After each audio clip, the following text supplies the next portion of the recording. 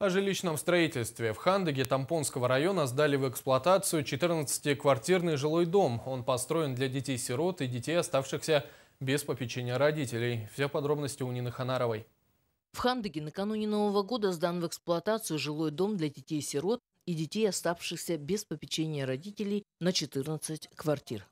26 августа 2014 года администрация муниципального района Тампонский район заключила муниципальный контракт с ООО «ЕН Строй». А в сентябре компания приступила к строительству 14-квартирного жилого дома на сумму 14 миллионов 521 тысяча 381 рубль.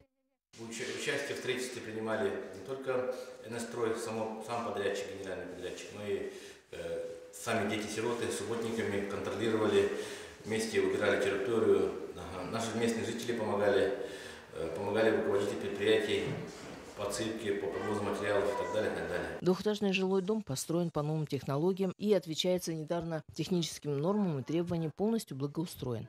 По закону об обеспечении жилыми помещениями детей-сирот и детей, оставшихся без попечения родителей, установлены требования к общей площади от 24 до 38 квадратных метров. В построенном доме квартиры имеют площадь от 32 до 37 квадратов. Я снимал долгое время квартиру. Сейчас дом получил, не ожидал такого даже. Квартира большая, 37 квадратных метров, сказали.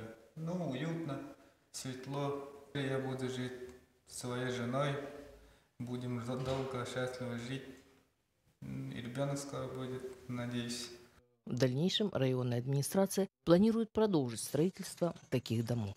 Нина Ханарова, Джулустан Толстяков, НВК Саха, Хандыга.